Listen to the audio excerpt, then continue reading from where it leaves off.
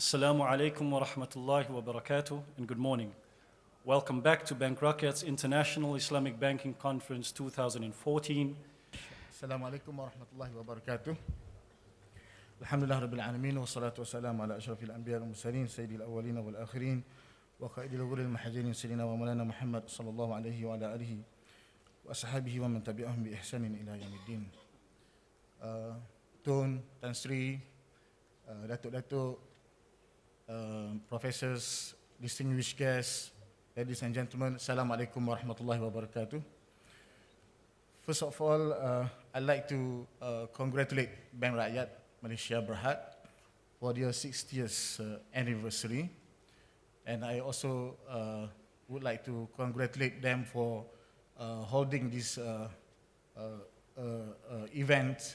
international conference on Islamic banking, and I hope that this will become their annual event. That's what has been done by Dallah Al Barakah, for example. They have their annual Islamic Economic Conference, and they are publishing papers, publications, materials on Islamic banking and also in Islamic finance.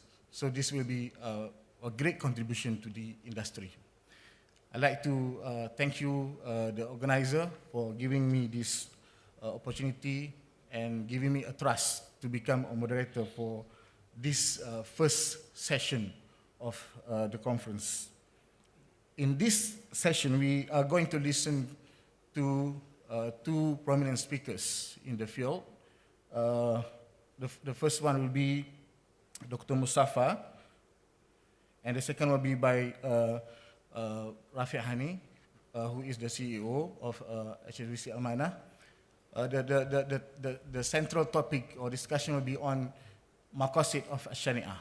How far the industry has contributed towards the realization of the maqasid of Sharia. A few weeks ago at the International Islamic University of Malaysia, at my Department of Fiqh, we organized also an international conference on maqasid of Sharia. And among the area that we highlighted was in the area of the realization of maqasid in the Islamic banking industry. So again, this morning we have an opportunity to listen to presentations by two prominent speakers. One of them is an academician and also a Sharia committee of HSBC Amanah, Dr. Mustafa. So he will be the first speaker. The topic will be the reality of Islamic banking products in meeting maqasid Sharia perspective. So I think I don't need to introduce him anymore because he is well known. He was actually very well known to many of us because he was always become the interpreters. When we have international events, okay, we invited scholars from Middle East, from Arabic into English, from English into Arabic. So Dr. Mustafa is the most preferred, okay, translator. And also we have Dr. Yunus, they are translators. But maybe for some of us, we don't know them because they were talking behind the screen. But today you have the chance to see them, to see him on the stage, okay, in front of you. So without further ado, I'd like to call upon Dr. Mustafa to make his presentation. فليتفضل مشكورا. أعوذ بالله السميع العليم من الشيطان الرجيم. بسم الله الواحد الأحد الذي لم يلد ولم يولد ولم يكن له كفوا أحد. والصلاة والسلام على من بلغ الرسالة وأدى الأمانة ونصح الأمة وعلى آله وصحبه ومن تبعهم بإحسان إلى يوم الدين. أما بعد. السلام عليكم ورحمة الله وبركاته, and very good morning. So I'll basically be discussing this important topic on maqasid and what do you call it, product development. I'm just bringing out my telephone to keep my time. Yeah.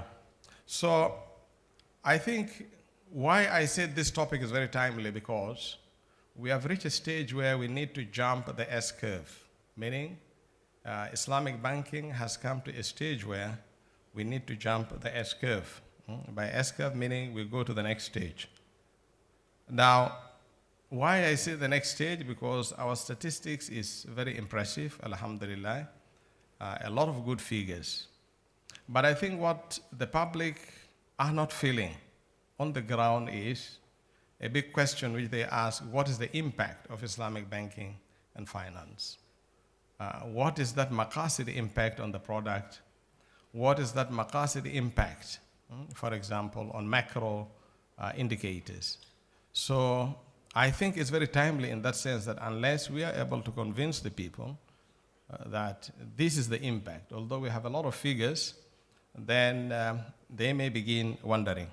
So then what are the issues at hand?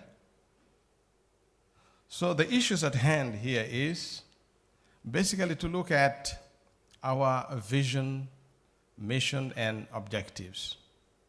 And later we'll share with you that we had a lot of studies, and then the question that is raised is: to what extent do our vision, mission, and objectives embody maqasid al-Sharia? How does it reflect maqasid al-Sharia? And then how are they operationalized? And in our case, we are talking about the product. How are they operationalized in the product? Then if they are operationalized, how do we measure them? Because you talk about maqasid, how do we measure them? So I think these are the critical issues that we need to look at. Now, broadly speaking, when you talk about maqasid al-Sharia, almost the scholars of maqasid are unanimous that anything that you do to promote maslahah, whether somebody asks you for dalil or there is no dalil, for sure it is in line with maqasid. I'm sure many of us in the kampung, our machis and pachis, they will tell you good things. If you say, machi, what is the dalil? Machi doesn't have the dalil.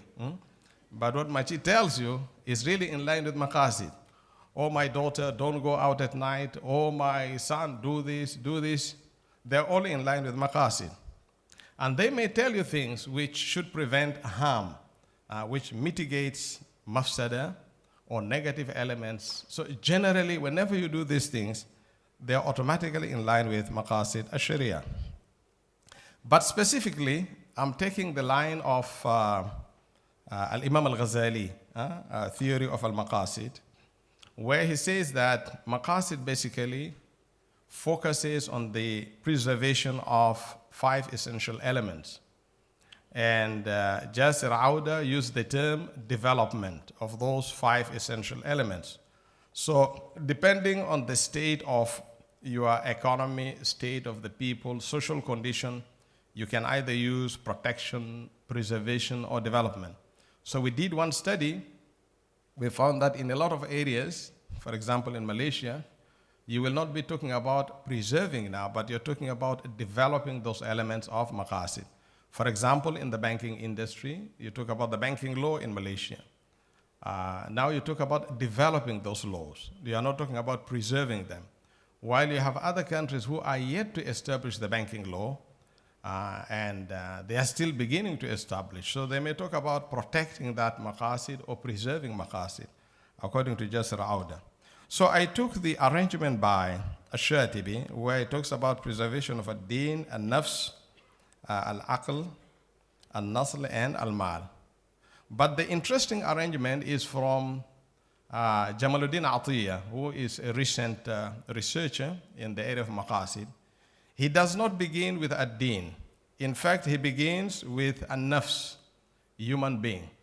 Because he says, if human being, you do not take care of their basic needs, even if you have very nice religious charama, he will not attend because he wants to go for his stomach first, basic need first. Then secondly, Atiyah say, then we go for aql. We develop the understanding of that person.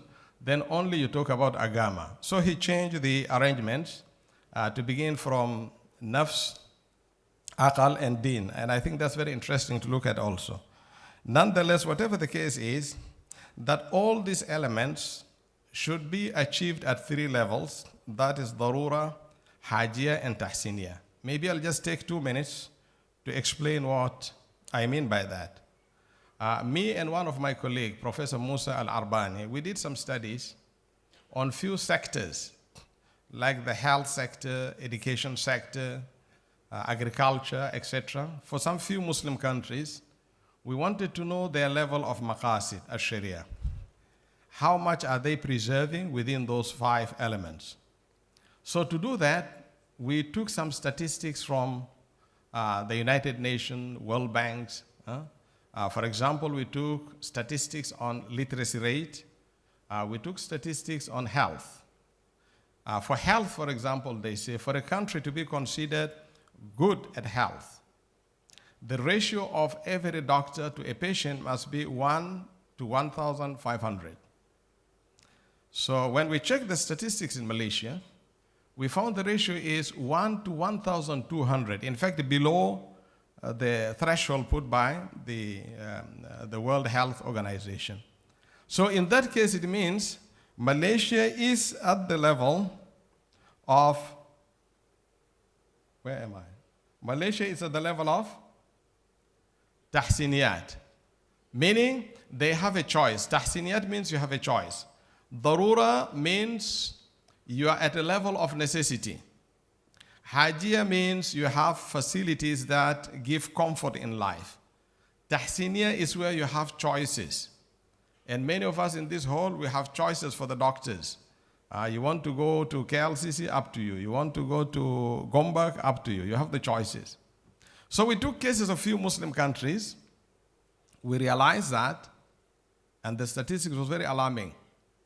In one case, one doctor for around 100,000 patients.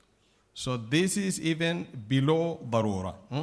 So in other words, when we talk about daruriyat, hajiyat, and tahsiniyat, we need to look at those levels. Are we preserving at the first level? Are we preserving at the second level? Or we are preserving at the third level? Now, let me go to the findings. As I told you from the beginning, that for us to know the relationship between our banking, the product, we need to look at the mission and vision statement. We need to look at the operation, and then we need to look at the measurement against maqasid al-sharia. So we did some studies to see to what extent many of our banks reflect maqasid al-sharia in their vision and mission statement. And these were done by 2 of my students. One is Shahidawati, and another one, yet the paper is to be presented at the end of November in Hong Kong. And her sister, her name is Norazida Shamsuddin. Now, in that finding, and I earlier on also did some studies on 80 Islamic banks, we find that many of those, the word is clearly spelling out. Shy away from clearly spelling out. There's a mistake there. So most of these banks do not clearly, the word is clearly, spell out maqasid in their vision and mission statement. And you know, once you don't have this in your vision and mission statement, it is very difficult to cascade it down at the lower levels, at the operational level. But once you have it clearly defined at the mission statement, or at least at your objectives, then you will be able to follow up clearly. Now, why is it important to cascade that? And later I will tell you. Because you can follow up. But what we have at present in our product development, which is the focus of my presentation, is that our focus has always been looking at the contracts and how these contracts are used to structure the products. And when we talk about maqasid, then we talk in general. We say, for example, murabaha. First, murabaha we use for retail banking, we use for corporate banking, we use for treasury, sukuk. Then in the end we say, it achieves maqasid al-sharia, alhamdulillah. And then again we talk maqasid al-sharia. So there is general, you cannot trace right from the vision, mission to product development to the end result. It doesn't run across. So this becomes a challenge. And the good thing is I see a lot of students also postgraduate in this hall, and I think this is also a challenge for you to take it as a topic of your research. So these are the process of product development. generally that we know. Of course, you begin by conceptualizing the product. And then after conceptualizing, you have all the different working groups. You bring them together, people from the risk management, people from the credit department, Sharia. So you come together and discuss how to develop the product. So once it's approved, then it is commercialized. So our concern is that do we really look at maqasid at every stage of the development of this product? Now, this again is what I just quoted from Habib and from the sister, all those stages. Now you could see that at every stage in these 3 stages, you have Sharia here, and then Sharia here. Now, I think the important thing now is that in each of these working groups, there must be a serious discussion on how each product meets Maqasid al-Sharia. Now, I'll show you some of those operational steps of what I mean by fulfilling those Maqasid al-Sharia. Now, let us look at this stage, for example, and I choose BBA home financing as an example. Although it's already developed, but just assume we are developing BBA home financing, and BBA home financing had to go through this product conceptualization, product development, and of course the commercialization. Now, at the first stage, once we are conceptualizing the product, now I think the bigger question that we ask is, how do they help in developing or promoting those 5 maqasid? And I think at the top here is the nafs, the person himself. What we are providing, do they meet their basic needs? Do they meet, etc.? But to do that, we need to get the data. And I think what we have found out is that there is a problem of a data, especially in that area, for many of the banks. Many banks, when they want to offer product, at least what they will do is trace studies, market survey, and the focus, of course, will be on looking at profitability and the responses of the people to that product, which is good, is also maslaha. But as the theme goes, beyond fundamentals. So we may need to go beyond those market survey and include in our survey asking the stages to which these people are. And we have a lot of statistics, alhamdulillah, in Malaysia.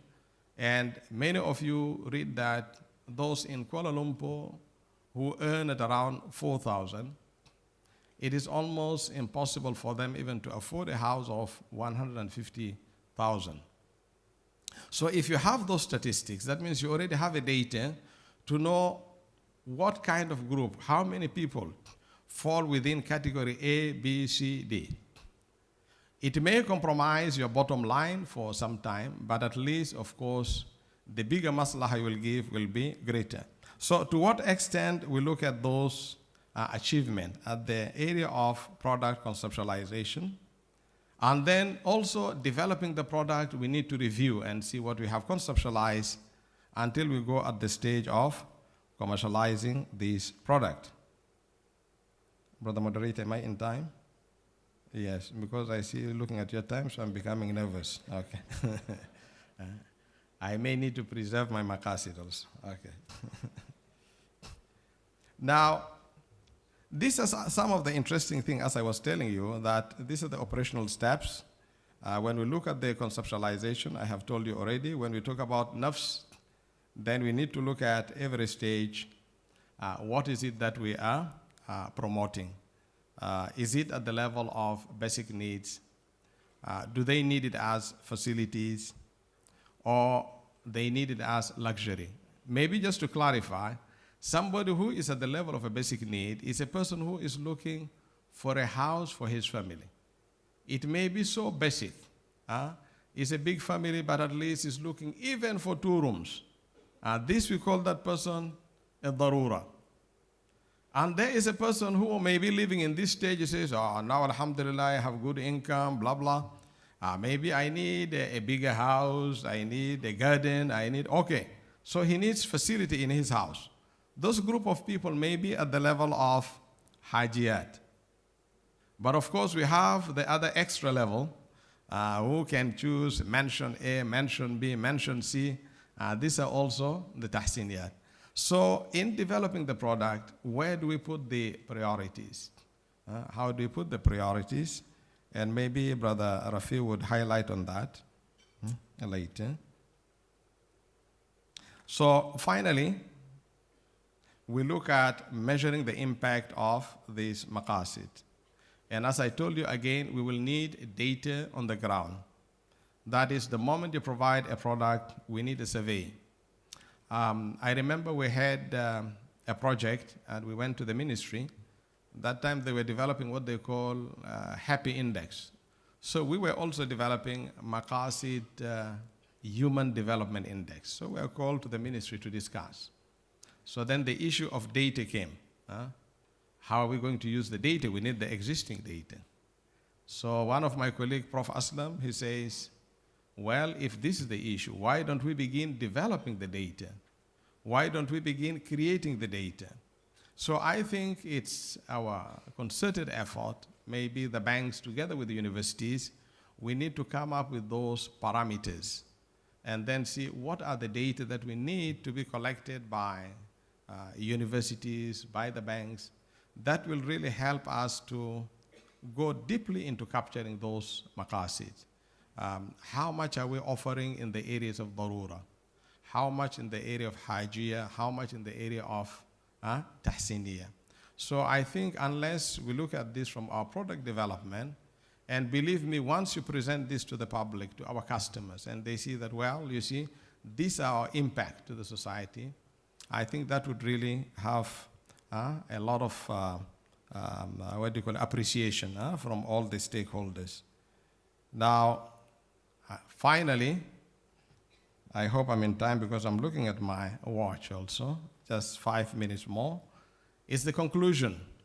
Now, in the conclusion, I think we need to push Maqasid al-Sharia forward, and we need to go beyond the even product development, meaning that although our focus now is on product development, but I think we need to come up with those parameters where we see the impact of Maqasid on the GDP, as I told you earlier, impact of Maqasid impact of Islamic banking on employment, on poverty eradication.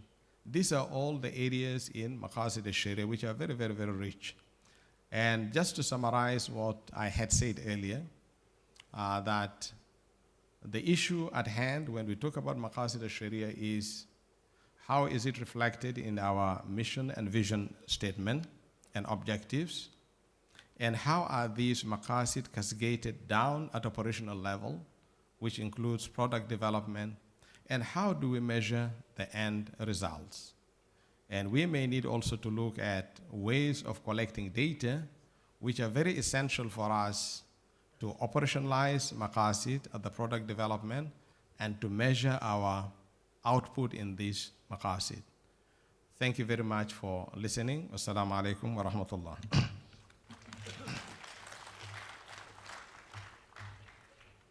Thank you very much, Dr. Mustafa, for very interesting talk on maqasid. Actually, Dr. Mustafa has been teaching economics at the College of Economics, UIA, and he also has a Sharia background, and he also has industrial background, being a Sharia committee at HSBC Amanah. And the research, the empirical studies done by him and also his research team is quite impressive because they have the exposure, market exposure, and also actually a new dimension of maqasid where we look at the practical side, how those maqasid can be achieved. Before I invite the second speaker, just to recap on maqasid of Sharia, because perhaps some of us are not familiar with the term maqasid of Sharia. And maybe we always we get used with the term, but we are not really sure what is maqasid all about. And interestingly and amazingly, sometimes from my experience, we came across where some would ask or would justify or would regard maqasid to be one of the sources of the Sharia. So actually, maqasid is not dalil. Maqasid is not like nas from the Quran, evidence from the Quran, the Sunnah, ijma, qiyas, istihsan, istishab. But it is a tool, okay, which can be used by the mujtahid, okay, in making a preference, in choosing a preference opinion in certain circumstances and situations. But in general, maqasid, it is upheld by all the scholars. It is not one of the sources of Sharia. Recently, I had a discussion with a group of our community who are actually fighting for to go back to Islamic dinar, so-called Islamic dinar. And interestingly for them, fiat money is not money. It's not real currency. And I don't want to actually to go into that topic, but just to take an example where there is a misuse or misunderstanding of maqasid. And then when I ask them questions, what do you think about zakat? If someone has a saving, for example, 100,000, is he obligated to pay zakat? 100,000 ringgit.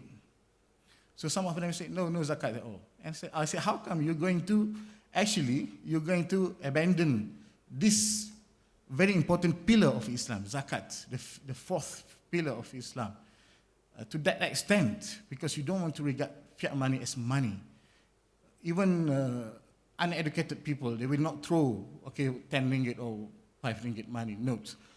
Because the custom, the uruf now take into account or regards paper money as money, and they try to make analogy with fulus, which was used in the Middle Age. And of course, at those times, the major currency was gold and silver. And definitely, if we read the book of Shafi'ites, even Imam Nawawi himself, when he talked about fulus, of course, he didn't regard fulus to be the currency, because the controlling, the major currency was gold and silver, to the extent that the Shafi'ite, it was a consensus, ijma' among the Shafi'ite, that you cannot use the capital for mudarabah other than pure golden dinar, or dinar, gold dinar, or pure silver dirham. Because those days, the currency was gold and silver. And we have to understand the current situations. Money is not only in the form of paper money, but it's also in wire and internet banking. You have online internet banking and so on and so forth. The thing is, if one is trying to say that no longer, in other words, fiat money is not regarded to be the money, you are actually denying. To the extent, if you want to deny the obligation of zakat, this is very dangerous. And some of them, they say, in the principle of maqasid, to me, it is zakat, the saving is zakatable. And how come you say it is in the principle of maqasid? Actually, it is the command of the Holy Quran. خُذْ مِنْ أَمْوَالِهِمْ صَدَقَةً تُطَهِّرُهُمْ وَتُزَكِّيهِمْ بِهَا. Okay, take from their wealth. Allah says in the Holy Quran, خُذْ مِنْ أَمْوَالِهِمْ صَدَقَةً, it's very general. So very general, any kind of property, any kind of assets. And the major assets which people are keeping now is actually the currency. And in the past, the currency was gold and silver, and today is the paper money. Everywhere we go, people are using paper money.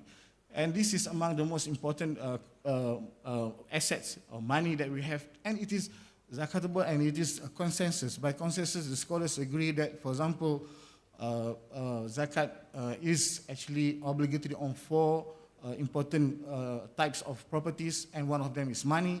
And then we have merchandise, we have livestock, and we have food, fruit, and grains. So this is one example of maqasid. I just want to relate this maqasid because it's quite interesting, because sometimes people are talking about maqasid and they don't understand what is maqasid all about. And they just want to justify whatever they do in the name of maqasid.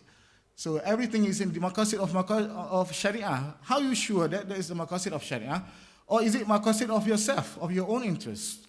So that's why we need to have experts. We need to refer the matters, the issue, to the scholars, because they will define because they will tell us what is actually the maqasid for this particular command of the Holy Quran, of the Sunnah of the Prophet sallallahu alaihi wasallam.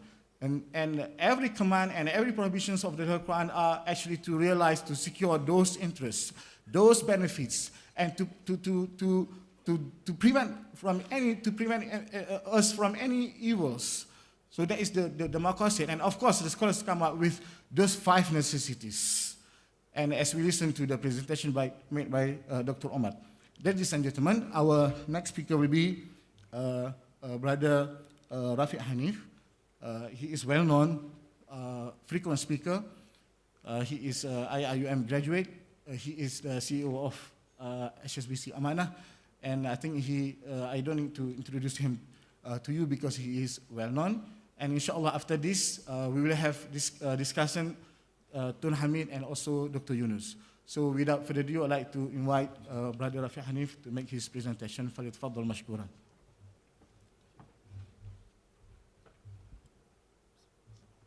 Alhamdulillahi Rabbil Alameen, wal aqibatu lil muttaqeen, wassalatu wassalamu ala rasulil amin, wa ala alihi wa sahbihi wa tabi'in wa tabi'in bi ihsani ila yawmiddin.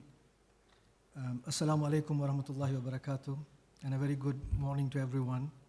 And I would like to thank Bank Rakyat for organizing this important event, focusing in particular the concept of maqasid and the operationalization of maqasid itself. Dr. Mustafa and I were contemporaries in Islamic University. We were university mates. And I don't know whether many of you may not know that he was known as Big Mustafa. There were 2 Mustafas from Uganda. So he was known as Big Mustafa. And he was big at debates, actually. I mean, in public forums, he used to critique, he used to question some of the logics presented by the professors. UIA at that time had a very interesting culture of having live debates between the scholars and the students. I don't know whether it still continues now, but we had seen Brother Mustafa debating in English and Arabic very eloquently during his university days, and I was grateful that he was able to define what maqasid is in the context of product development. And I just wanted to give you a bit of a background. I've invited Dr. Mustafa to join HSBC Amanah many times. And I think he believes that it's easy to define maqasid and it's very difficult to implement maqasid. So he has remained in the realm of definition and academic world and has politely, he has not declined yet, but he has not responded to my request to join HSBC Amanah. It's been several years now. So hopefully, I think he realizes the difficulties in implementing maqasid. So in my 25 minutes presentation, I will focus on, where do I click this? Yeah?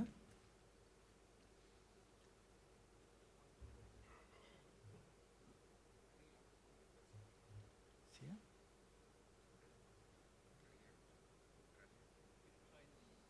Sorry. Okay.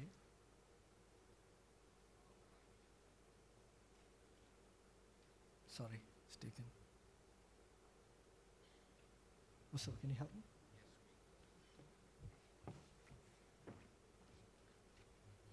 Thank you. So in my first 10 years of working in Islamic banking, I never heard the word maqasid being discussed in Islamic banking forums or Islamic banking operations itself. I remember studying maqasid in Usul al-Fiqh in particular, when we discussed qiyas or istihsan or istisla into how we can develop the secondary sources of Sharia, and maqasid was the key criteria in evaluating such sources. And in the last 5 years, this term maqasid has been used rapidly in Islamic banking forums and within Islamic banks itself. There is a greater realization that we need to ensure that our products and our operations are in line with the maqasid al-Sharia. Now, if you look at what we mean by maqasid itself, one is it has to lead to a masalih, a maslaha. It must promote maslaha, a public benefit. And at the same time, it must also avoid or prevent mafsada. There should not be any evil or harmful impact to the person taking the product or to the society at large. So if you look at my topic, I have narrowed down the discussion to tawarruk, because if you look at, instead of going through product by product, if you want to use one particular tool to attack Islamic banking, is tawarruk, particularly the organized tawarruk, because it's the Achilles heel of Islamic banking. Many years ago, when I was setting up an Islamic banking department in a foreign bank, I had to present all the Islamic banking products to the global head of risk. And when I went to the presentation, it was supposed to be like a 2 or 3 hour presentation, but it only lasted for 15 minutes. The global risk officer knew, he has gone through my paper, and he understood every single product except tawarruk. So he said, look, I have approved all the products except tawarruk. Can you explain to me, how does a tawarruk work? So I had explained that, look, you buy from supplier A, and then you sell to customer, and the customer then appoints the bank as the agent to sell to supplier B, and you have created a credit position. The customer gets cash now, and the customer owes the bank profit plus the cost. Then he said, look, why go through this whole process? You could have just lent him the money, right? Effectively, you have done, in his words, an artificial transaction. And are you creating an arbitrage? So an arbitrage is a situation where, to avoid a legal constraint or a regulatory constraint, you come up with a way out so that you're able to achieve what you wanted to achieve without breaching the regulatory or legal constraint. So if you look at tawarruk today, is this working? Yeah.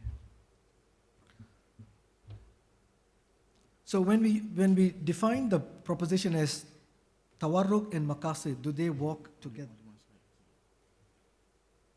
Okay. So it doesn't work. So if you look at the center, is maqasid, right? We all know that the Islamic banking proposition must be in line with maqasid. And we have also heard what the maqasid is and how maqasid should be applied in product development. But the way to achieve maqasid is quite complex. If you look at the chart here, the maqasid is in a maze, inside a maze. To enter this objective called maqasid, it's not very clear which route to take. And Islamic banks have been in operation for the last, say, 20, 30 years, have been trying to find the route towards achieving the maqasid.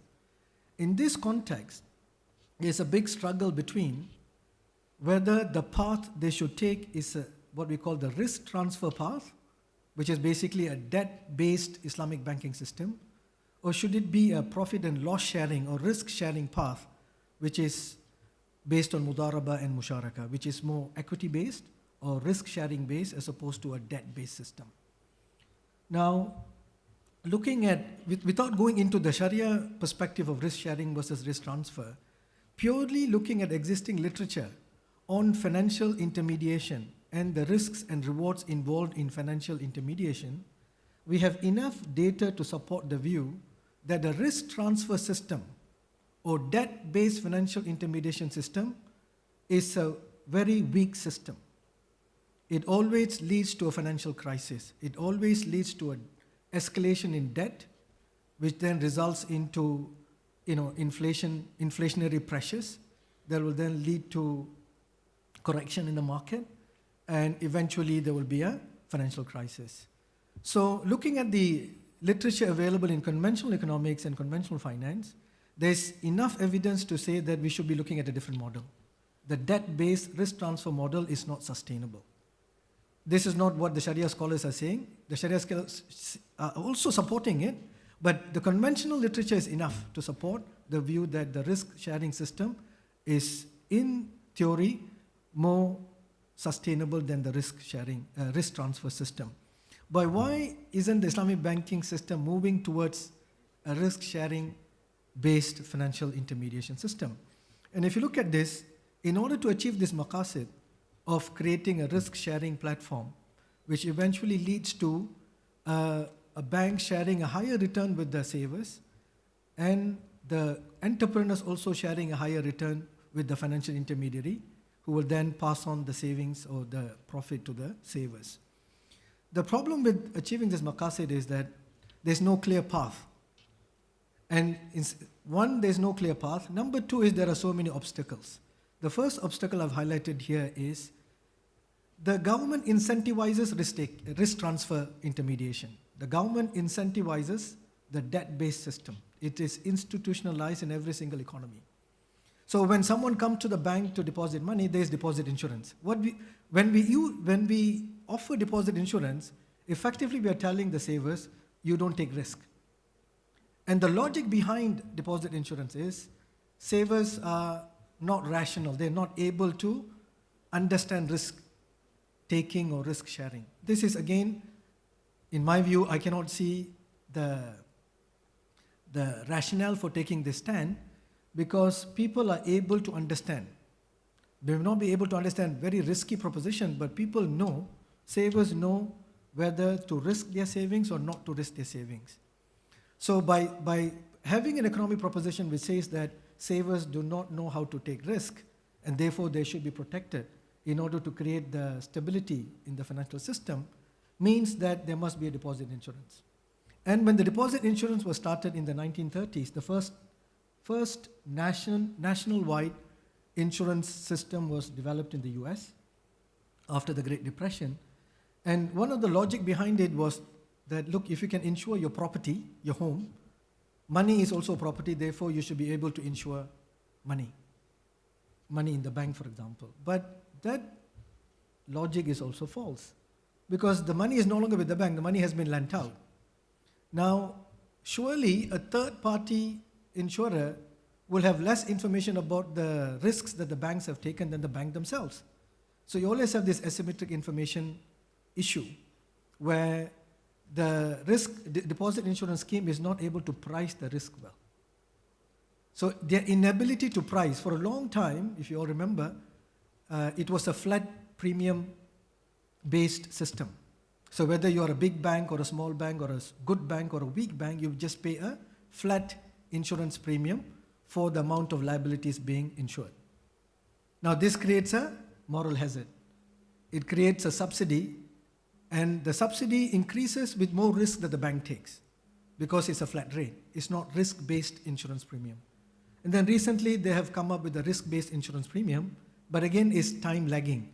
So you risk and analyze a bank today, and then for the next couple of periods the bank can take excessive risk, and the risk premium is not adjusted regularly. So there is a subsidy involved in the deposit protection scheme.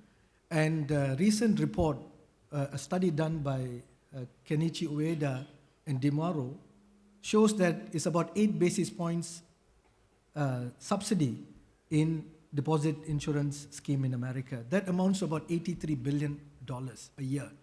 This was estimated about a year ago. So you find that by state incentivizing deposit protection, the state effectively is saying don't share risk, don't take risk. It's telling the depositors, you don't take risk.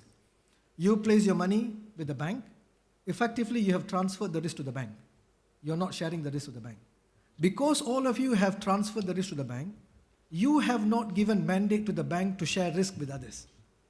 So just imagine if I'm operating a bank where all of you have put money with me, and you've given me a mandate, look, I don't want to share risk.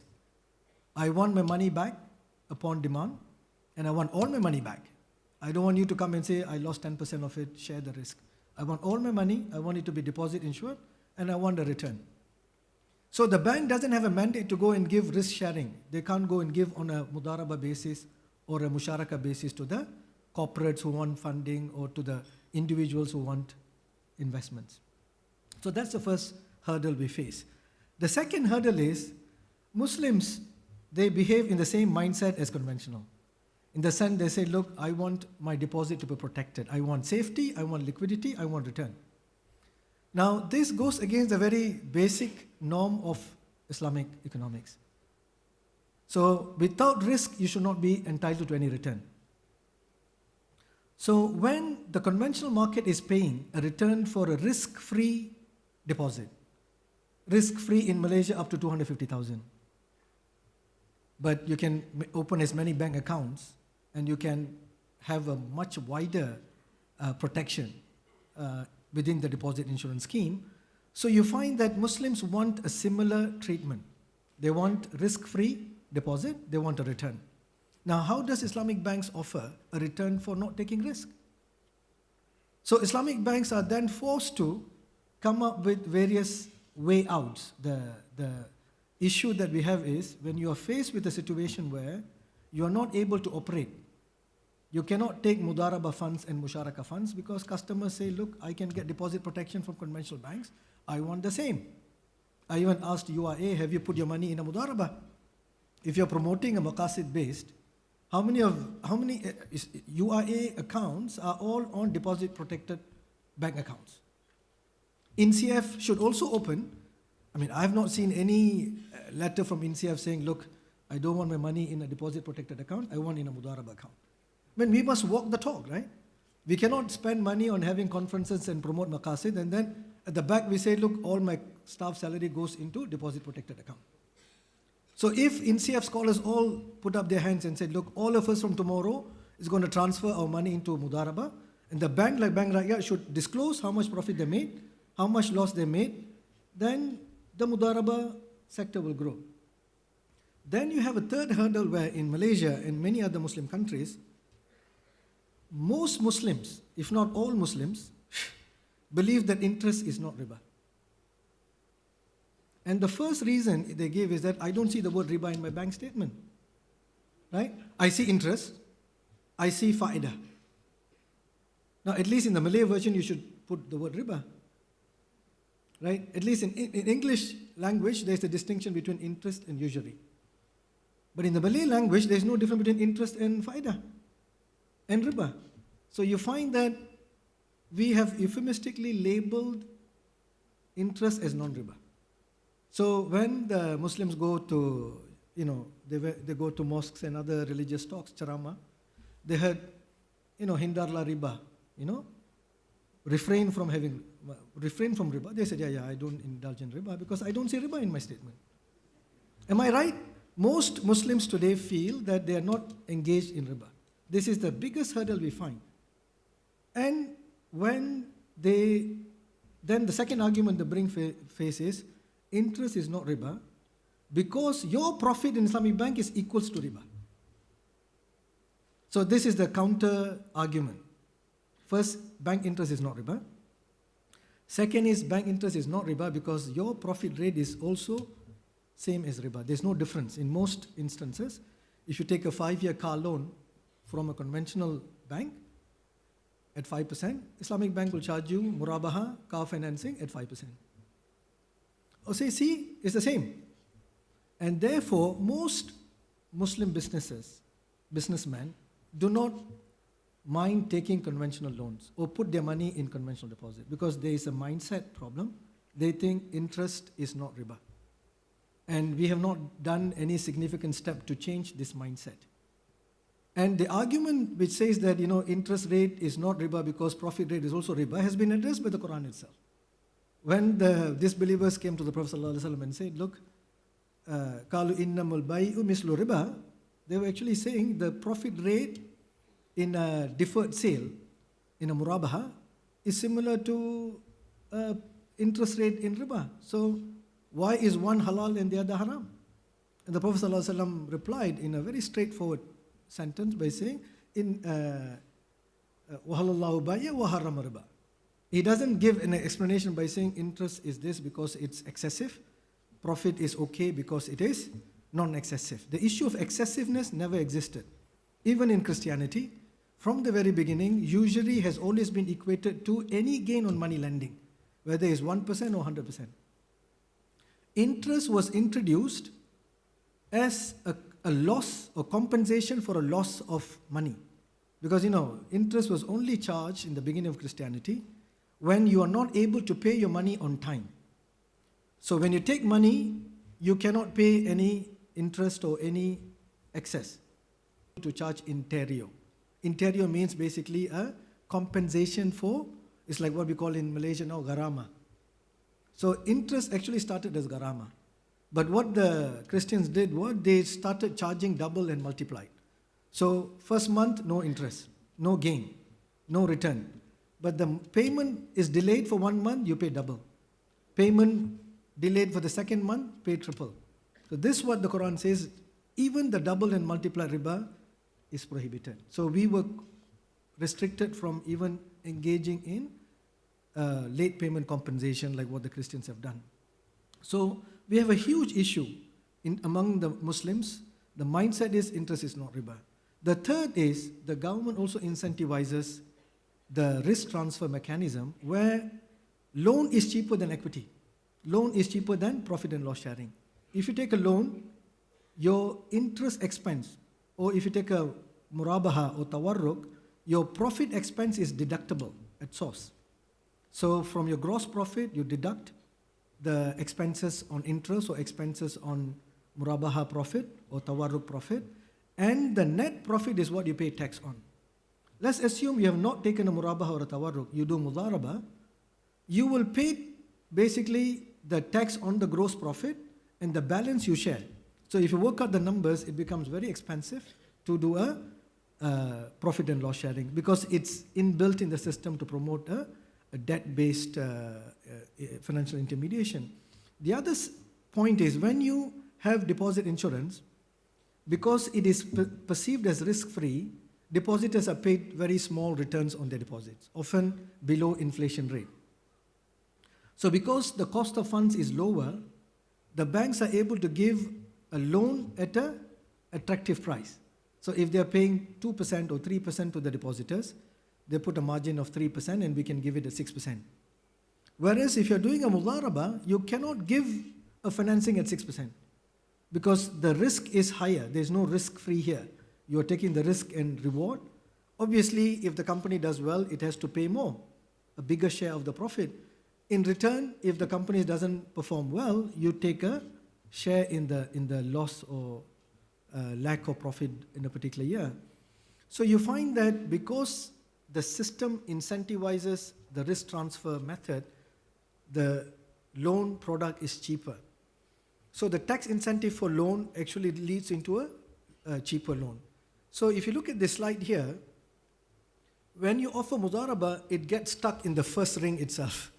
It can't find a way towards the maqasid because of the various hurdles. But the moment you shoot a tawarruk, it goes straight to the maqasid. The maqasid here means that the customer is able to get a debt-type financing in an Islamic way. So the focus of my presentation here is maqasid is an evolutionary process in my view. Maqasid is not decided, with due respect to Dr. Mustafa, I don't believe that maqasid is actually determined at the product conceptualization stage. It is actually determined at the point of sale. So a tawarruk can be both in line with maqasid and also against maqasid, the same product, depending on point of sale. So for example, if you take a tawarruk and give it to someone who needs education, so he's got a place to do his master's, he needs 100,000 ringgit, he has to go to King's College, he needs financing. So if we do a tawarruk to that person, then it is in line with maqasid. He is getting an education. Of course, we can say Baitul Mal should be supporting him, the state should be guaranteeing, providing him financing, but assuming those facilities are not available, then maqasid has become a daruriyah for him. Because he has been given an opportunity to study in a top college. The only thing that's stopping him from getting it is 100,000 ringgit. So tawarruk becomes in line with maqasid.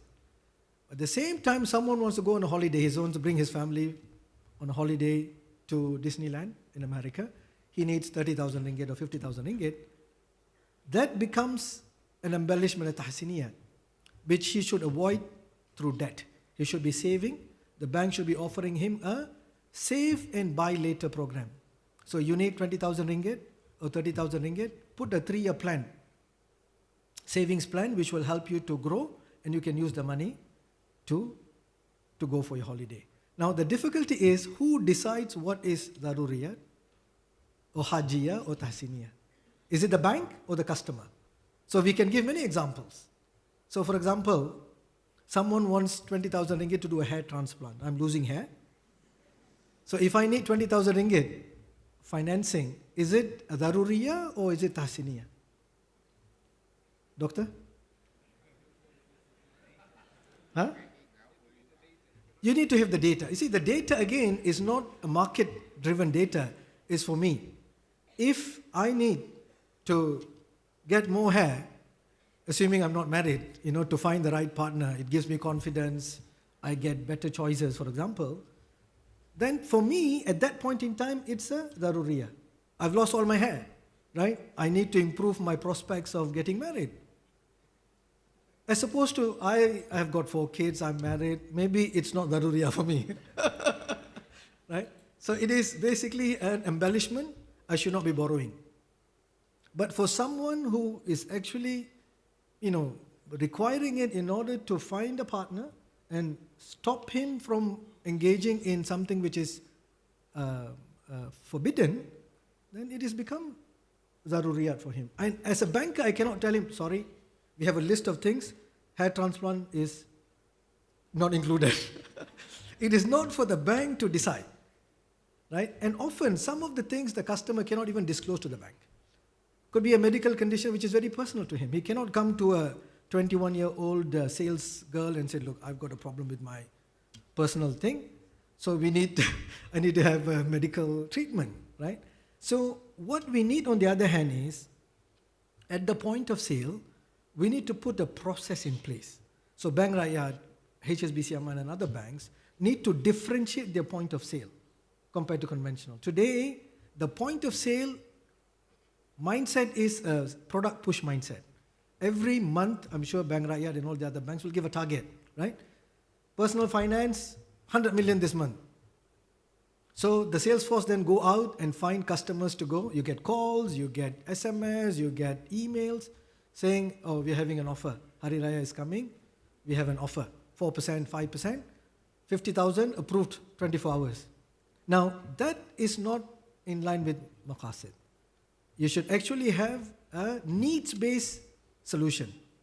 So this needs-based solution, which goes in line with maqasid, is not decided at the product conceptualization. Because it's just a tawarruk. A tawarruk is a halal product.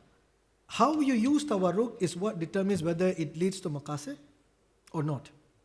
So what we need is to introduce a needs-based financing. That means, number one, you cannot have a target which is hard-coded, 100,000 a month, personal finance. Because then the whole infrastructure would move to achieve that 100,000 target by hook or crook. That's the reality. Because the incentive that goes in meeting the objective is given to the sales force. And normally the sales force will have a lower base salary and incentive is higher. So every dollar they bring to the bank, they will get the incentive. So you need to change the the incentive scheme. And also provide an education-based selling to the customer. So he needs to understand, the customers need to understand there are 3 things. One is daruriya, one is the hajiyya, the other is tahsiniyya. And we then lead the discussion with the customer and let him decide. That's the best we can do. If we can change our incentive scheme, so we are not product pushing, we are moving towards a needs-based proposition, and we increase the salary of the staff so that they're not incentivized to push a product to increase their variable pay, and create an education platform. It could be e-learning, it could be a small video clip that the customer will have to look at for 5-10 minutes, so he understands what we mean by hajiyya or tahsiniyya, and let him decide. Because I don't think the Sharia requires the person who's selling to go and decide whether it is good for him or not. But we should not be what we call in the position of caveat emptor. That means we just sell and then let the buyer be aware of what he's buying. I think it should be a shared responsibility between the seller and the buyer. And what is critical is in this slide, when we are offering tawarruk, we must ensure that it doesn't lead to mafasid. So by ensuring we avoid mafasid, in my view, we have reached to maqasid. Now, even if the tawarruk-based system grows over time, when we reach a critical market share, where we have the dominant position, in Malaysia we only have about 20% of the market share, which means we cannot go and change the way the banking system operates. But if we can use even tawarruk to expand our market share to say 60, 70, 80%, and with the help of the Sharia scholars, we should be able to define how financial intermediation is operated. And at that point in time, we can say, look, we have to move towards a risk-sharing platform, and that will then define what we mean by maqasid. So in my view, maqasid is a gradual process. Sharia recognizes tanjim, the gradual progression towards achieving the maqasid. There have been many examples there. So we should look at it and adopt a tanjim approach so that we can actually achieve the maqasid in a proper systematic manner. Wabillahi tawfiq wal hidayah. Wassalamu alaikum warahmatullahi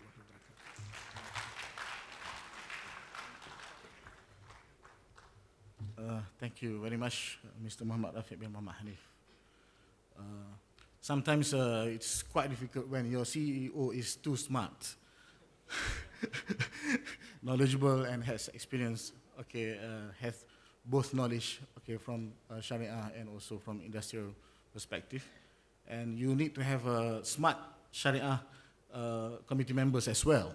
Luckily, I'm not sitting at your board, alhamdulillah, so he didn't ask me the question. So he asked his own Sharia committee member, alhamdulillah. So, ladies and gentlemen, we have listened to a very interesting talk by Mr. Rafiq Hanif just now. And we get the idea that there are actually too many areas and too many targets, in maqasid. And what happened in the industry now, and also for the whole community, I think still, to some extent, we need to educate the community, because some of them are still used with the term loan. When you come to Islamic bank, how come Islamic bank or any Islamic bank give a car loan?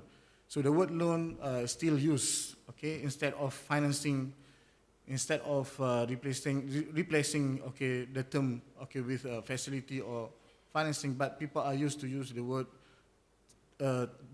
such term like loan. And as highlighted by Rafiq Hanif just now, people are used to get fixed return, and to some extent that they don't feel guilty. So they are used not only in banking, in any other transactions. So they are expecting more when they lend their money, or when they want to give a fund, or they want to give capital for any venture, for example. They are expecting to get, and of course the most preferred method is to get a fixed return, which actually amounts to riba. But because of the lack of education, and still, we need to do the education continuously to educate people towards, more toward the pure Islamic way of conducting transactions. Otherwise, we cannot realize the maqasid of Sharia.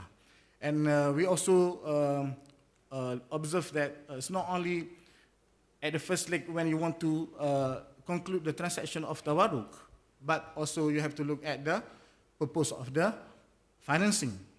And in the Middle East, sometimes we found that some scholars issues fatwa that it is permissible for an Islamic bank to give, to make a placement with the conventional counterparty, because we only look at the tawarruk transaction, because the tawarruk is halal, and then we don't look at what they're going to use with that fund, with the proceed of the sale. So this is also another issue which the Sharia committees have to look at. And in the first place, of course, how you conclude the transaction of tawarruk itself. And especially recently, most of the players in the market are trying to replace their CASA, current and settlement account, because we are not allowed to use mudarabah anymore, because the customers are used with a fixed return. So how to make use of a tawarruk to give a fixed return, and how to make sure that they understand that they are actually selling commodities and they are receiving fixed return based on the transaction of a real commodity transaction, not only giving the money and then getting back a fixed return. So this is also another challenge, and most of the players in the market now are coming up or are exploring, to find alternative for their current wadi'ah based, their current, before they use mudarabah also in CASA, but now because CASA, they cannot use mudarabah anymore, or wakalah istismara anymore, so they're exploring, most of them exploring commodity murabah. This is another challenge. All right, now we move on to the discussions. We have two honorable discussants, prominent speakers in the market. I will give 15 minutes for each of them. For the first paper, for the first presentation, we have Dr. Yunus Salihi. He has been in Malaysia for, I think, 20 years, I think. He is my neighbor, and he's also my colleague at the department. And he is also the chairman of Munishri and also Sharia committee. I think also the chairman for HSBC Amanah. So without further ado, I'd like to invite Dr. Yunus to make his presentation, okay, on the paper presented by Dr. Mustafa. Fadal mashkuran.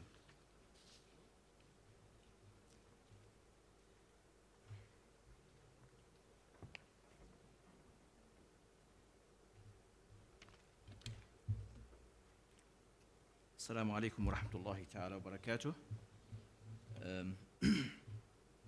First of all, I would like to thank Bank Rakyat and ISRA for this very successful international conference on Maqasid and Islamic finance. And I would like to extend also my heartfelt welcome to Dr. Azman. I'm very glad to hear that that might be a new product called hair financing that HSBC may be offering to the market, and I can guarantee you, Mr. Hanif, I will be your first customer, inshallah. The discourse on Maqasid al-Sharia and Islamic finance is very, I would say, is very important, especially at this juncture of the life of Islamic finance after 40 years in practice. However, the discourse on Islamic finance, in my view, has been plagued by some issues. There are some problems in the approach. How do we look at Maqasid Sharia in Islamic finance? And to me, there are 4 or 5 important issues that we'll have to solve. Or at least there are 4 or 5 issues which are a bit disturbing in the market. Some of them have already been referred to, and some I would like to share with you. The first one is basically when we talk about Islamic finance, Maqasid al-Sharia and Islamic finance, there is always this obscurity and vagueness about this maqasid. What are these maqasid basically? Especially people who are new to the industry, to them is more like a philosophical discussion rather than a practical discussion. So there is a need basically to differentiate between the macro maqasid and micro maqasid. There's a need to simplify maqasid to the industry, especially to newcomers to this industry, so that they will not be scared and by new terms, which may be a little bit diverting them from really appreciating the spirit of Islamic finance.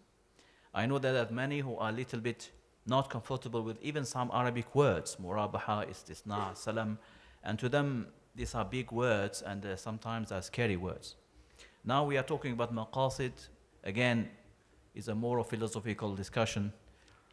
It is not appropriate actually to throw these words in the market without really simplifying them and explaining them in a very friendly way.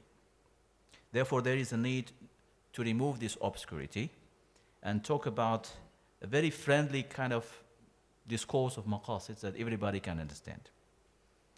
The second problem would be the discourse on maqasid has led to a dichotomy between what is Sharia and what is maqasid. Many people think that, after a long discussion on maqasid, that there is a Sharia-based product and maqasid-based product. To the extent that they will tell you, yes, the contract of this, let's say, murabaha is okay, but it does not achieve maqasid. Whereas, in the essence, that if a contract or if a product is based on a Sharia-based contract, it is by default achieving a maqasid, in principle. Therefore, it is not an issue of Sharia compliance rather than an issue of practice or the best practice. Some of the products may not be really achieving the aims and the objectives, but it is not because it is Sharia non-compliant, but because of the practice. So we are in need of differentiating between Sharia compliant and best practice. So Sharia compliant is not necessarily a bad practice. But a bad practice is also not necessarily that the product is Sharia non-compliant. So this dichotomy, that there is a difference between Sharia-based and maqasid-based, must be removed, in my view. Another problem would be assessing the level of maqasid in Islamic finance would require that we have to know the limits, the means. What are the limits of Islamic finance? For example, taking Islamic banks and trying to say that they are not achieving maqasid Sharia in the same time. What are the limits? Why they are not achieving maqasid Sharia? Have all the means been provided to them to achieve maqasid Sharia? Of course, we are not justifying the status quo, but one issue Brother Rafia has mentioned, that we are now operating on a transfer model, the risk transfer model, which somehow promotes debt-based products rather than profit and loss sharing products. So to what extent that is an impediment and a problem in really realizing profit and loss sharing in Islamic banking? To what extent the industry players, the Sharia scholars, all the stakeholders know the exact limits of Islamic banking and the extent of which they can apply and operationalize maqasid Sharia.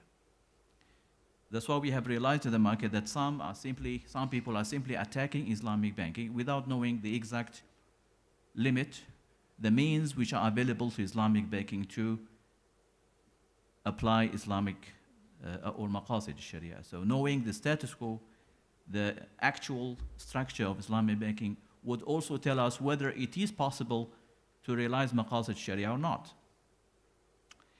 That is another problem we have to solve.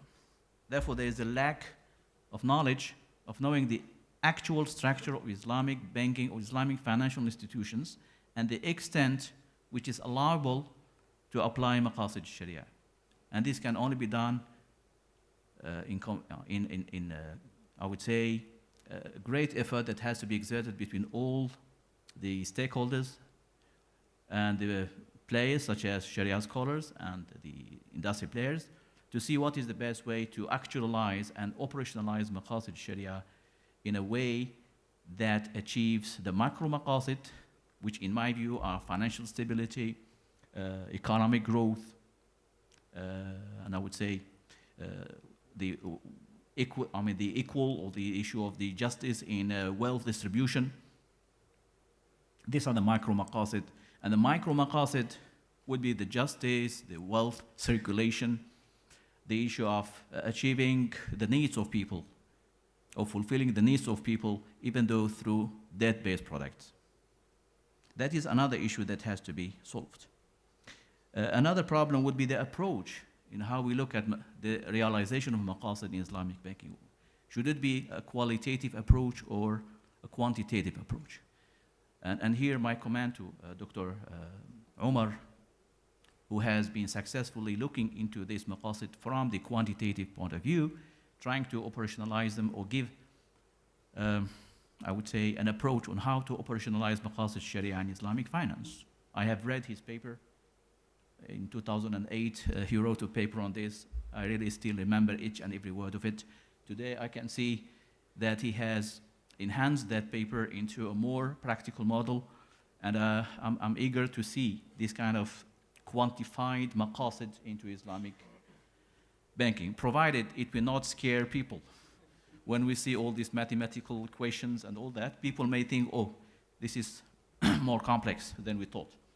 That's why I'm saying it has to be friendly to all the stakeholders. I still remember I was, when we started the research together and I saw all these mathematical equations, I said, how are we going to do that? Will people understand all these quantifiable concepts? I mean, quantifying the concepts is very difficult. So these 4 or 5 issues have to be settled, have to be looked at in order to operationalize maqasid Sharia. The lack of clarity, or the absence, I would say, of a solution to these 4 or 5 issues, to me, has led to a story of 2 extremes, I would call it. It's a story of 2 extremes. The first extreme is over-reliant on debt-based products,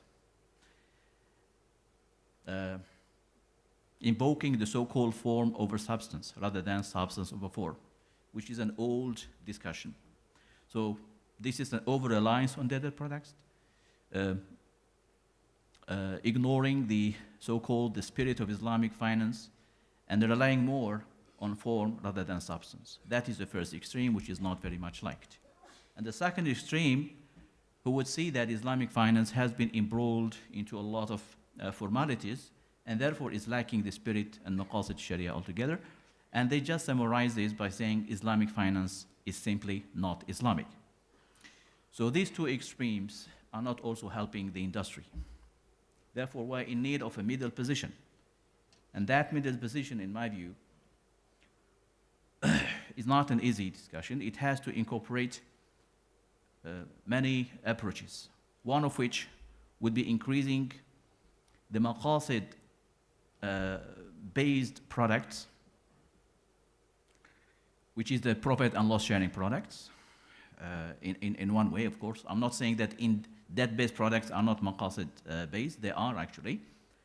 But in order to create a kind of equilibrium, then the profit and loss sharing products have to increase in Islamic financial institutions. This is just a theory.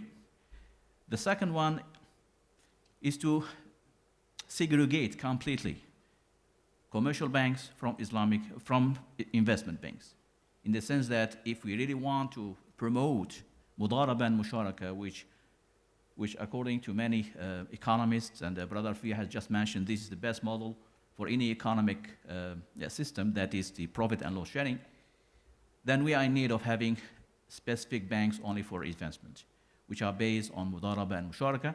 So anyone who wants to invest his money, or even some financing which is based on investment, would go to these investment banks and leave the commercial banks doing debt-based products. So there is a need to have both banks, commercial banks and Islamic banks, because both banks have their own maqasid. They have their own maqasid al-sharia.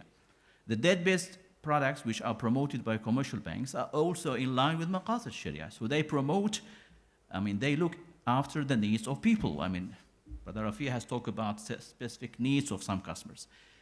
This is called from the maqasid sharia, maqasid al-mukallaf. The mukallaf, it is you and me, that is the person, who has his own aims. But those aims are also considered from the Islamic point of view, provided the aims of the person are in line with the aims of Sharia. So the Sharia would not ignore your objective. If your objective for any particular product is in line with the maqasid Sharia, then it is maqasid based, even though the word maqasid is not mentioned, or you will not even pronounce it. So the combination, or I would say the harmony between the aim of the customer and the aim of Sharia is well recognized in Islamic law. So, and for this, debt-based products will achieve the needs of people, provided they are not in contradiction with the aims of Sharia. So this is simply to say that the debt-based approach, even though it may have some economic repercussions like elevation of debt, arbitrage, and it may not, it creates probably, or it encourages consumerism in society, which are negative things, but they are still based on maqasid sharia. In the same time, we promote profit and loss sharing through Islamic investment banks, and by having these 2 banks, we are achieving the maqasid of debt and maqasid of investment. And this combination serve the Islamic finance industry in the best manner. With this, I think Dr. Omar has been successful in looking at the way how we look at the maqasid sharia in Islamic banking. And I would, if I have to recommend something, that the approach that he is proposing to serve the both approaches, the debt-based, we should, in my view, we should not put it in a context that debt-based products are not promoting maqasid sharia. To me, they are. It is not true that only mudaraba and musharaka promote maqasid sharia. That base also promote maqasid sharia. It's just that we need to create that kind of balance so that Islamic finance needs both the debt and the equity. And this balance that we have to create is what we are looking at, or what the Islamic finance industry is basically looking at. So with this, I end my comment. Thank you. Assalamu alaikum wa rahmatullahi wa barakatuh. Jazakumullah khairan kathiran. Thank you very much, Associate Professor Dr. Yunus Salihi. Now we move on to Yang Berbahagia Tun Abdul Hamid Muhammad to discuss the presentation made by Mr. Muhammad Rafiq bin Muhammad Hanif. فليتفضل مشكورا. Assalamualaikum warahmatullahi wabarakatuh. I always find myself at the wrong place. First, I'm usually introduced as a member of the Sharia Advisory Council, and I always make the correction that I am a non-Sharia member of the Sharia Advisory Council. And today too, I am neither a Sharia scholar nor an Islamic banker, yet I am invited to give my comments on Islamic banking products and maqasid al-Sharia. Do they walk together? Again, I'm at the wrong place. So you don't be surprised, is what I'm going to say is going to be different from what you have heard from the other three speakers. And of course, I do it differently too. I sit down and they stand up. So ladies and gentlemen, I am not going to focus on what Mr. Rafif says, because 2 days ago, when I asked for his paper, I received a one diagram email, attachment to an email. Then I asked the organizer, is that all? And she said, yes, that is all. And frankly speaking, I don't understand it. And I consider myself too old to start learning in order to understand it. In the meantime, what I've done, since I got the title and since I received the invitation, I've started reading all the papers on maqasid that I could find, whether in journals or in the internet. And my usual practice is, after reading all of them, I just put them aside and I start writing my response to it. So what you are going to hear from me is my response to all the papers that I have read on maqasid, their criticisms of Islamic banking products and so on, and this is my response. First, we go back to the title. Islamic banking product and maqasid al-Sharia, do they walk together? My short answer to the question is, yes, they do. In fact, to me, every Islamic banking product satisfies at least one maqasid, maybe more than one. My reason is this. The very reason for the introduction and development of Islamic banking in its modern form is to provide an alternative to conventional banking so that Muslims could avoid committing a sin in their financial transactions. Hence, with the assistance of the Sharia committees based at the institution itself or at the national level, we tried our best to produce Sharia-compliant products. As a result, Muslims are able to obtain finance, to buy houses, cars, to run businesses, and so on, without having to resort to riba-based banking. You just imagine, without it, a Muslim only has the following two choices: take a conventional loan or try to save money to buy a house, just to take one example, when he has saved enough money. If he chooses to save, most likely he will not be able to buy a house at all. Why? Because he will have to rent a house while trying to save money to buy one. The rentals of the prices and the prices of houses would keep increasing, that he would not be able to save enough to buy a house even when he retires, because by that time the price of houses would have doubled or tripled. In Malaysian context, it would mean that Muslims would be an ummah of tenants of non-Muslim landlords who might take the opportunity to keep increasing the rentals, resulting in the Muslims remaining tenants forever. The Muslims will be a homeless ummah in their own country. So at the very least, every Islamic banking product satisfies the maqasid of Sharia, i.e. protection of religion.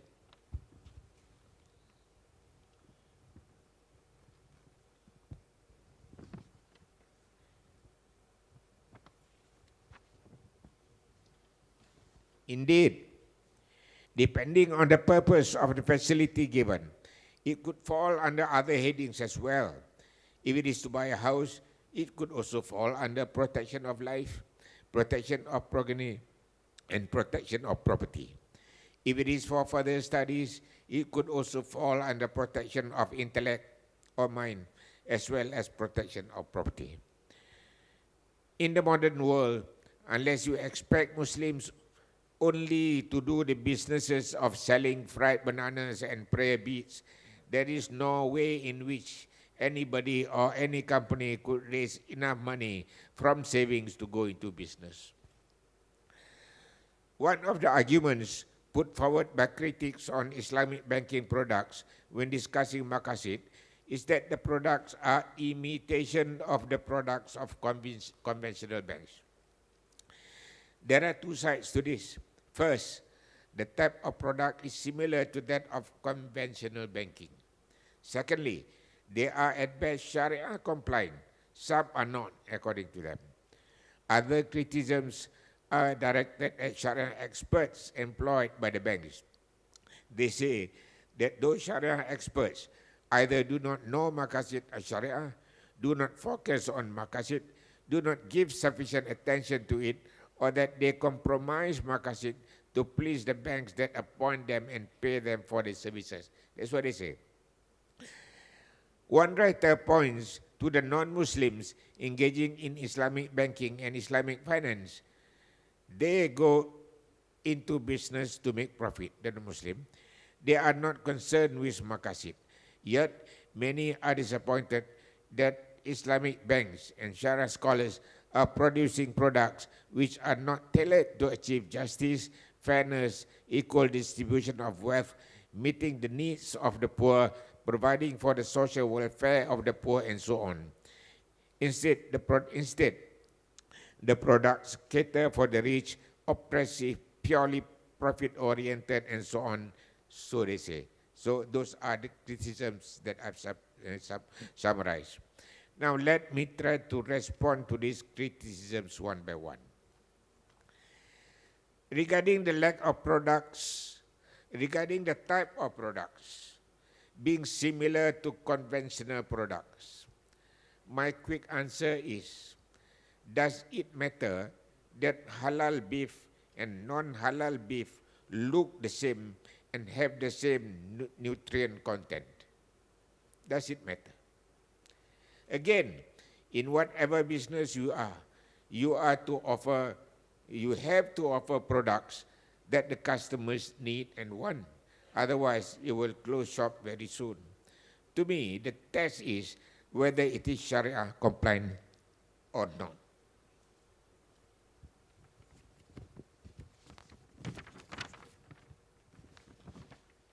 They cite BBA, Tawaru and Suku as backdoor to riba.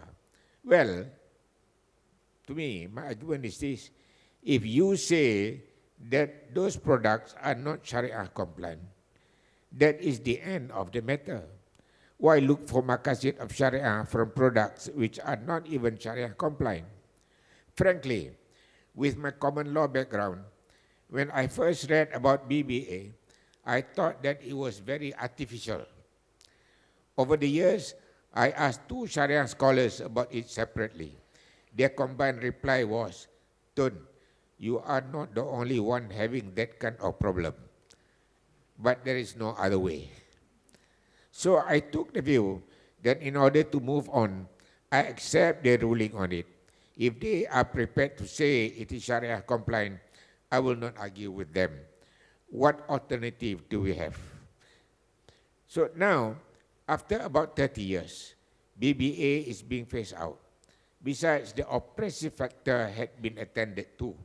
At first, civil court judges were the most vocal about it because they hear both conventional and Islamic banking cases.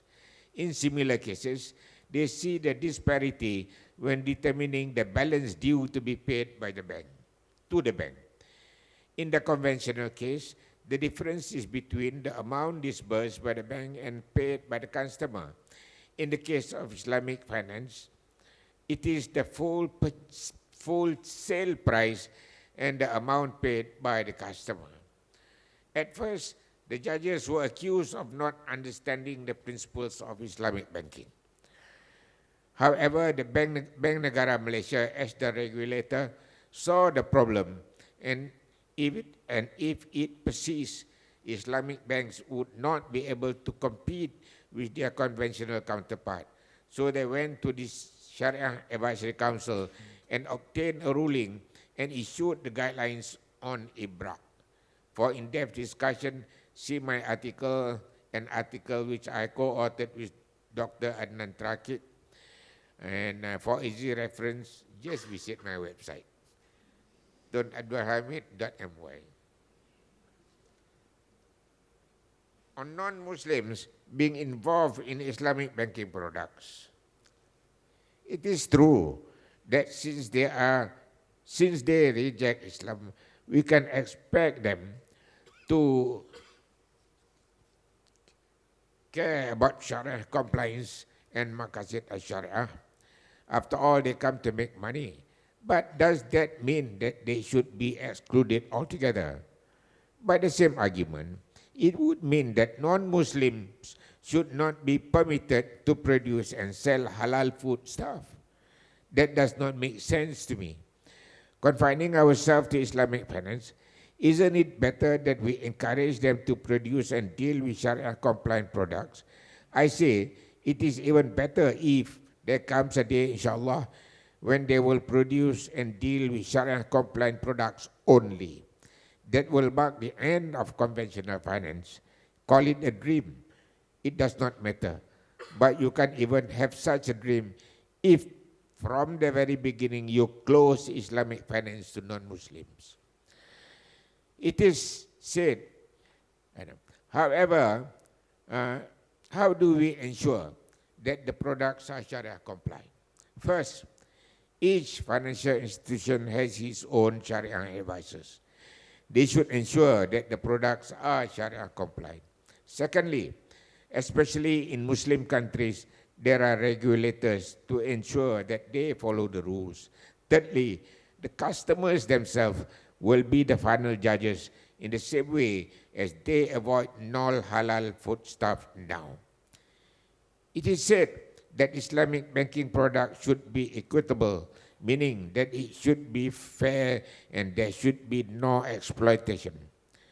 Sitting in the Sharia Advisory Council of Bank Negara and of the Securities Commission for over a decade, I do not think that there was any product that was approved that could be described as unfair to customers.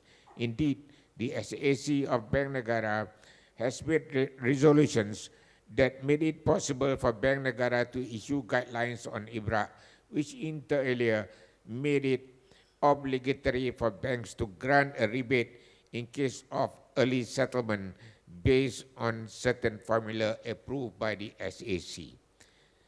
Just to give another example, in the case of late payment charge after judgment, In Malaysia, pursuant to a ruling by the Sharia Advisory Council, the Rules of Court 2012 has been amended to allow courts to make an order of late payment charge from the date of judgment to the date of full settlement based on the principles of ta'wid and gharamah, with ta'wid portion going to the judgment creditor, i.e. the bank, and the gharamah portion going to charity.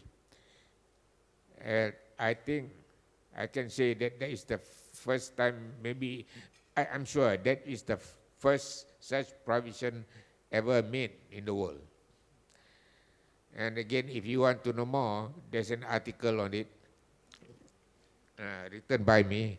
You can find it on my website too. Now, coming now to the contribution to the redistribution of wealth and social welfare. Well, I'm not an economist. All that I will say is that an Islamic bank is not a charitable institution, and the customers do not put their money in the bank to do charity. Do not expect a free meal from Islamic banks. In any event, as I've just mentioned, the gharamah portion of the late payment charge goes to charity. That does not happen in conventional banking. Muslim customers also pay zakat. And besides, products based on wakaf and equity participations based on musyarakah and mudarabah principles and other areas could be explored. Please have to develop them. In conclusion, I think that even now, Islamic banking products do satisfy the maqasid of Sharia. Of course, some more, some less, and let's develop it. Thank you.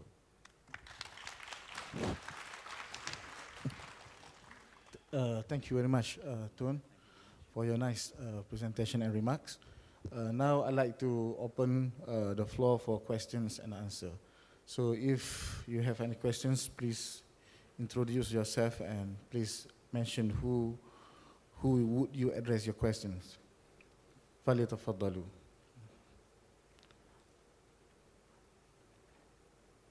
Is there any questions? Yes. Okay. فليتفضل. Introduce yourself. Please make it brief and clear. Please help. Who is the professor? Professor Dr. Shahul Hamid.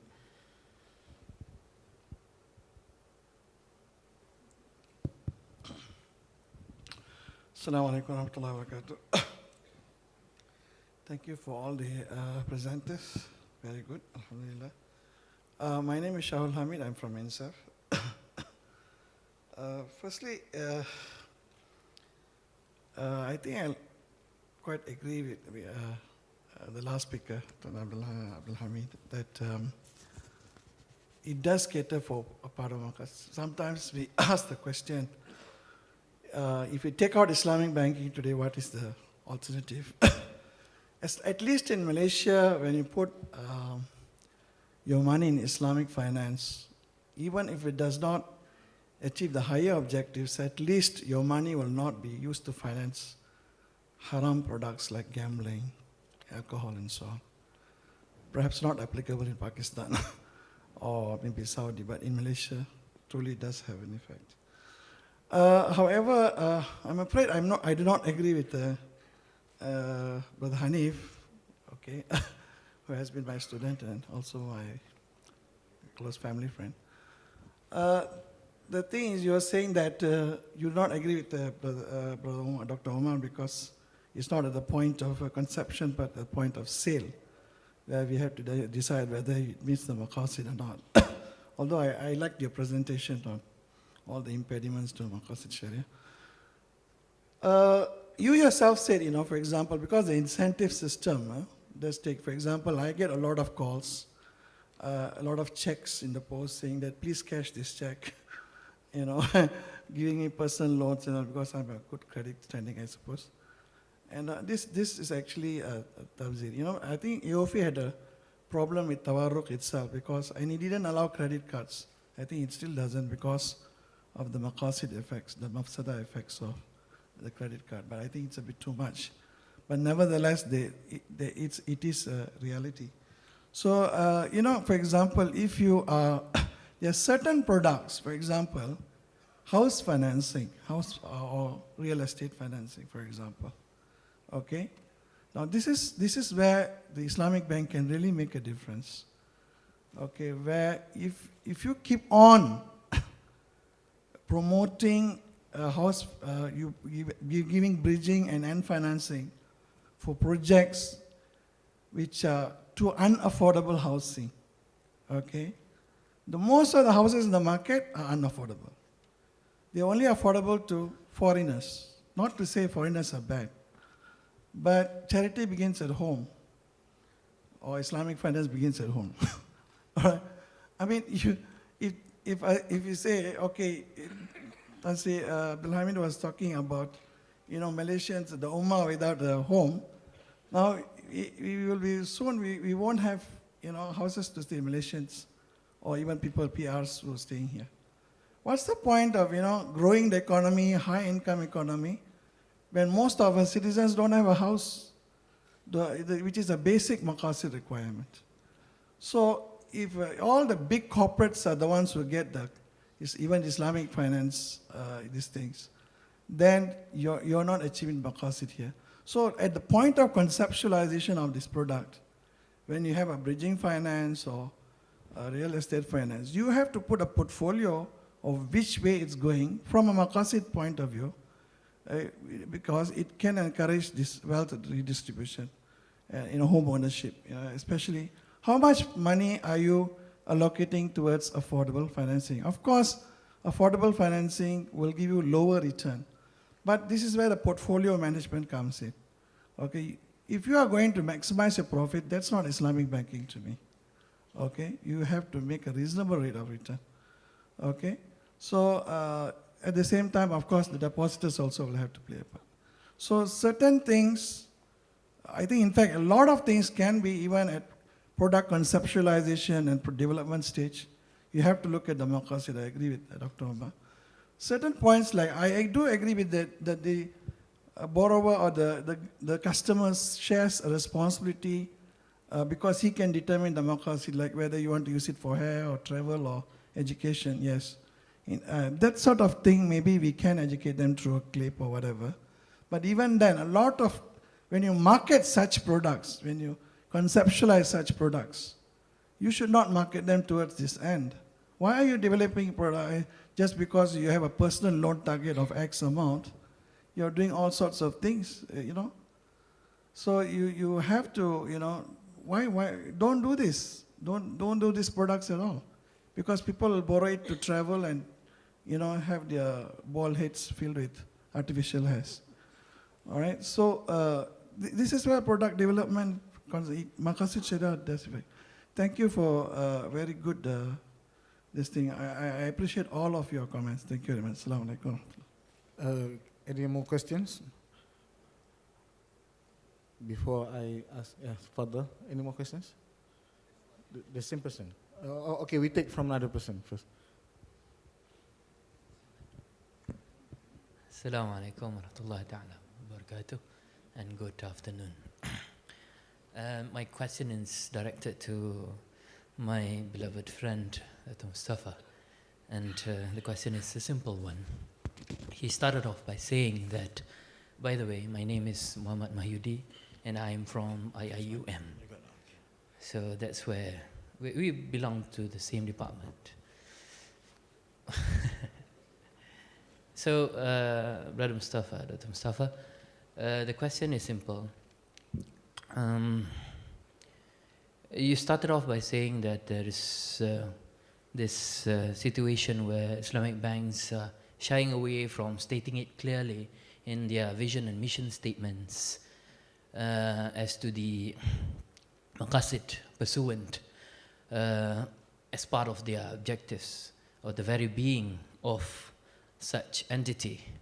So if that is the state of situation, and where comes the incentives or rather motivation for such institutions to operationalize?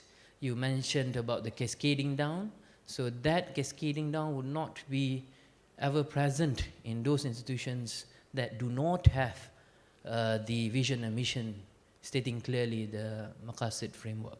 So my question is, where lies the motivation? Is it through CSR, corporate social responsibility, or perhaps the reinterpretation of the vision and mission of those banks so as to see it in a different light and then see that they really have to pursue this anything that is in line with the Maqasid Sharia. And by the way, I think Tun Abdul Hamid has made it clear, we are all for Islamic banks here. It's just that we want to see it closer to the ideals that were once propagated at the very early stage of its development. So that's why we are here, I guess. So perhaps in tune with what Dr. Yunus Salih has mentioned, this is where we have to really, really identify the specifics of the micro and macro maqasid so that everyone is clear as to where is the direction for the Islamic bank to pursue. With that, thank you very much. Thank you very much. One more question. Okay, Fadil Fadl.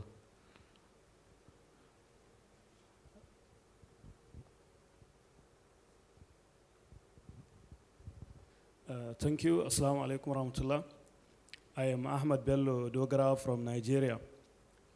My question goes to the second paper presenter, Mr. Hanif.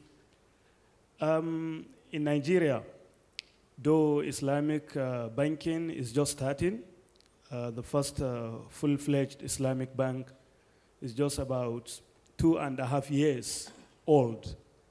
But then from the time the bank started, as well as the other bank that is offering a window of Islamic banking right now in Nigeria, there has been an outcry by customers that the cost of accessing funds from this bank, the full-fledged, as well as the bank that is providing window, seem to be higher than the cost of obtaining loan from conventional banks. Of course, they don't give or they don't finance murabaha, mudaraba, just as the older banks are not doing, even in Malaysia most of the time. They prefer to go for murabaha most of the time and other related financing options. I want to ask, I don't know what obtains in Malaysia in terms of the cost of obtaining funds from Islamic financial institutions. But in Nigeria, as I have said, it's a problem and there is an outcry by customers. Of course, one of the incentives is that even if the cost is high, the fact that the person looking for the financing is complying with Sharia by not going to borrow from an interest-based institution, at least that should serve as a consolation. But looking at the principles of removing harm and increasing benefits, that is the maqasid that is under discussion now, do we now consider Islamic banks as going by the principle of fairness, as well as bringing benefits or maximizing benefits and mitigating harm when the cost of dealing with them or obtaining finance from them is higher than going to an interest-based financial institution to collect loan? Or are Islamic banks not interested in really going for corporate social responsibility, but rather going for profit maximization, just like the counterparts or their counterparts conventional banks are doing? Thank you. Now I'd like to call Brother Rafiq to respond to the first and second questions in 3 minutes. Bismillah ar-Rahman ar-Rahim. A quick response to Dr. Shahul. I mean, I can agree that we can have maqasid built in at the product conceptualization stage. But as mentioned by Dr. Yunus, when you have Sharia compliance fulfilled, maqasid is already built in. So the more important stage where you need to ensure maqasid is achieved is at the point of sale. So you can have tawarruk as a Sharia compliant product. In your discussion earlier, you seem to say tawarruk because it leads to excessive debt should be banned. Now that's a wrong conclusion, because tawarruk has led a lot of complex situation which could have resulted into a direct loan or interest-based transaction into Islamic, because there was no other options available. So when the OIC Academy banned tawarruk, organized tawarruk, because they had a very remote reasoning saying that, look, previously it was not organized, now it's organized, therefore organized tawarruk is not allowed. If you take the same analogy, organized murabaha should also be not allowed. All the murabahas we do in Islamic banks are all organized. Ijaras, organized. Musharaka mutanakisa, organized. So effectively, OIC Academy ruling on organized tawarruk should be expanded to all Islamic finance and shut down Islamic banking. So all I'm trying to say is the product itself is Sharia compliant, already built in, all the maqasid are already built in. Like Tun Hamid was saying, at least one or more of maqasid has already been implicitly included in the Sharia compliance approval process. Where it changes is when you go and offer this product to someone who is going to abuse it. So he doesn't need this financing, you go and offer to him because it's being pushed. So therefore, although I may agree, we need to have the maqasid also ensured at the conceptualization stage. What is more important is at the operationalization stage. When you actually go and sell, that's when the maqasid needs to be ensured. And then on the second question, on this experience in Nigeria, although the bank has been existing for 2.5 years, but it actually started 10 years ago. For almost 6 to 7 years, it's been trying to get the license to operationalize, and they've incurred a lot of cost, and public confidence has been low. So when they started operating, in order to get the deposit, they have to pay a higher rate compared to Zenith Bank or other large banks. So you find that because of the inability to get the confidence of the Muslims to park the money at the same rate as conventional banks, they ended up paying a premium. It's only natural. You're a small bank with a smaller capital base, with a longer, I think more than 7 years trying to launch the bank. So the public confidence obviously is not so strong. So in order to target deposit, they have to pay a higher return. And the operational cost, given a small bank, is a lot higher. They've been trying to put up all the various systems in place, hiring the right resources, all cost money. So operating cost is higher, cost of deposit is higher. Obviously, the financing will be higher. There are only two ways you can reduce the cost of financing. A, depositors take a lower rate on the deposit, which Muslims in Nigeria are not prepared. Or the bankers, Muslim bankers who are working in the bank, take a lower salary, which obviously is not also happening. So when all things being equal, when you pay a higher deposit rate, your cost of operation is higher, your cost of financing will also be higher. So when you see more banks coming into the system offering Islamic finance solutions, you will find the costs come down, and the depositors will also take the same returns as conventional deposit, and you will see the parity like you exist in Malaysia. In Malaysia, we don't see any disparity between the cost of financing in conventional and Islamic. I hope that satisfies your answer. Thank you very much. I'd like to invite Dr. Mustafa to respond to the second question. Bismillahir Rahmanir Rahim. Thank you very much, Dr. Mahyudi, and of course also Dr. Shahul. Just for the information of Dr. Shahul, there is a bank which I don't want to mention. They are doing what I'm just telling you. They look at maqasid at all the stages of their product. The bank is existing. We did some research with them, and they have this. Now, according what Dr. Mahyud is asking is, one is shying away. Why do banks shy away? Now, when I use the term shy away, I'm very deliberate in using that term, because as I told you, I went through samples of 80 banks, Islamic banks or more. And interestingly, some banks, in the early years of their institution, you look at their mission and vision statement, it was very beautiful. you find the term Islamic social what is so much coined in the mission and vision statement, which was very beautiful. But over some time, these words were removed. So what you have is mostly like operational definition, efficient, progressive, things like that. While in the early days, you could see that those things were already in place. Now, this has a lot of impact on the employees. I, as an employee of a bank, when I see that this is part and parcel of my mission and vision, and for sure, my behavior in the bank, my goals would be different. Maqasid is happening, but it is haphazard. Like Brother Hanif was saying, something is maqasid, we're doing it haphazardly. But why can't we have it as a kind of a standardized system within the banking, where if a customer comes, and this is one of the motivation, we want them to appreciate. And for them to appreciate, they should see right from the mission, and when they come to their product, they can see maqasid. I'm not trying to say that there are no maqasid, but we need to have that clear worldview, clear things put in place. Now, the other dimension, which maybe we did not mention in the discussion, is the issue of maslaha and mafsada. If I may quote Ash-Shatibi, and I like it, Ash-Shatibi says, in real life, there's nothing called 100% maslaha, which I tend to agree. Whatever you find in the banking products, banking services, is a mixture of maslaha and mafsada.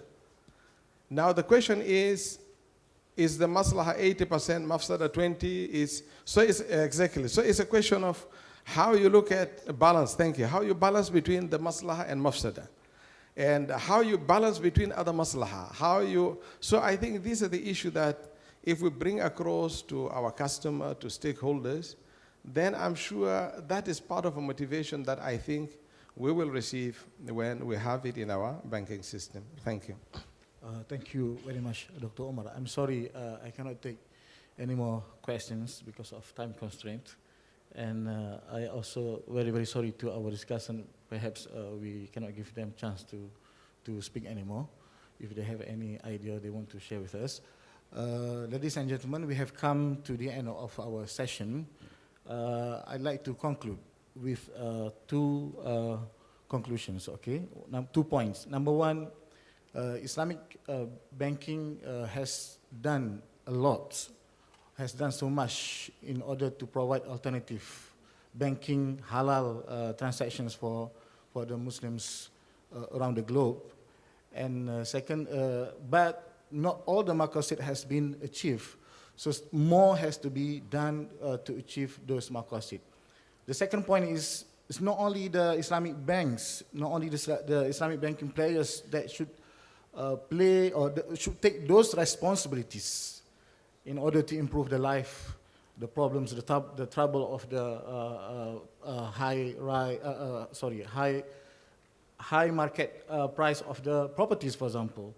The authority, the governments also should play their roles in order to solve those problems. It's not, Islamic banks shouldn't bear all the responsibilities. So they contribute their parts, but the other sectors and the other players, the government and the private sectors must also play their role in order to achieve the maqasid, for the macro level and also micro level.